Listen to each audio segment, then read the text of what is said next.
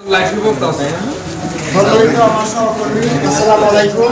আমি মোহাম্মদ জাকির হোসেন, আমার পরিচয় হচ্ছে এমপি জাকির হোসেন। অসংখ্য ধন্যবাদ দিতে চাই আজকে আমাদের রাকিব ভাইকে, তার মাধ্যমে এত বড় একটা সমাগম। আমার কথা হচ্ছে, এখানে সবারই আবেগ জড়ানো কিছু কথা থাকতে পারে।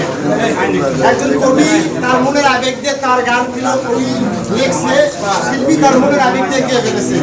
আমার একটি আবেগ আছে, যেমন আমার অর্থ নাই, আমার সম্পদ নাই, কিন্তু আমার মন ভরা একটা হৃদয় আছে।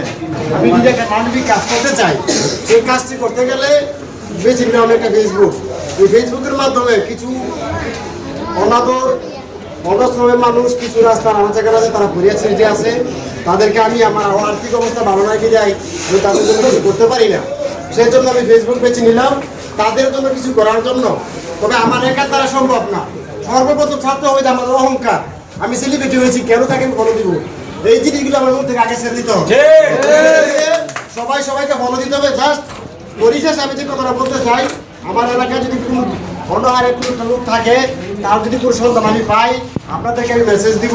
সবাইকে আর্থিকভাবে হোক, একটা ভিডিও শেয়ারের মাধ্যমে হোক, সবাইকে শেয়ার করবেন। পরিশেষে আমরা রাকিব ভাইকে সালাম জানিয়ে শেষ করছি।